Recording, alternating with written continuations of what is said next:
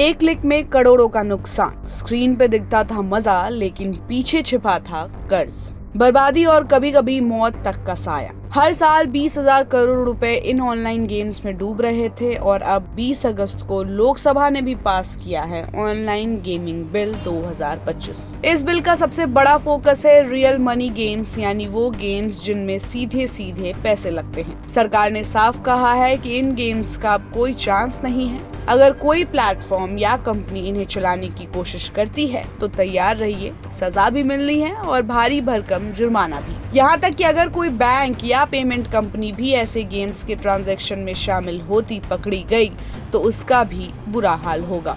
अब आप सोच रहे होंगे कि नियम तोड़ा तो क्या होगा, तो सुनिए। किसी भी उल्लंघन पर 3 साल तक की जेल, 1 करोड़ तक का फाइन और अगर बार बार गड़बड़ी की तो सीधा 5 साल जेल और 2 करोड़ का जुर्माना। और सिर्फ कंपनियां ही नहीं, जो लोग इनका विज्ञापन देंगे या प्रमोट करेंगे उनके लिए भी 50 लाख तक की पेनल्टी तय की गई है। लेकिन यहाँ एक ट्विस्ट भी है। सरकार ने हर तरह के गेम्स को रियल मनी गेम्स कैटेगरी में नहीं डाला है। सरकार ने ऑनलाइन गेम्स को 2 कैटेगरी में डिवाइड किया है। ई स्पोर्ट्स, जिसमें एजुकेशनल गेम्स और सोशल गेम्स को अलग रखा गया है, क्योंकि सरकार मानती है कि गेमिंग अगर स्किल, लर्निंग और एंटरटेनमेंट के लिए हो तो बुरा नहीं है, बल्कि युवाओं के लिए नए मौके खोल सकता है। और दूसरी कैटेगरी है रियल मनी गेम्स, जिसे खेलने के लिए पैसों का इस्तेमाल किया जाता है। सरकार ने इसके लिए एक रेगुलेटरी अथॉरिटी बनाने का भी प्लान किया है, जो डिसाइड करेगी कि कौन सा गेम सेफ है और कौन सा रिस्की।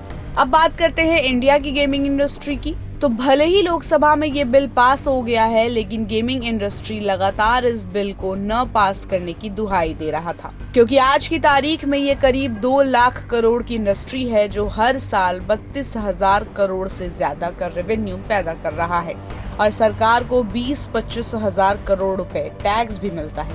लेकिन अब इस सेक्टर पर बड़ा खतरा मंडरा रहा है। आपको बता दें कि इस बिल की वजह से 2 लाख से ज्यादा नौकरियां जा सकती हैं और 400 से ज्यादा कंपनियां बंद होने की कगार पर पहुंच जाएंगी। यानी जो सेक्टर इंडिया को टेक्नोलॉजी और क्रिएटिविटी में नई पहचान दे रहा था, वही अब सर्वाइवल मोड में आ सकता है। यानी इस बिल के एक्ट बनने के बाद सिर्फ इंडस्ट्रीज को ही नहीं, सरकार के रेवेन्यू पर भी असर पड़ेगा।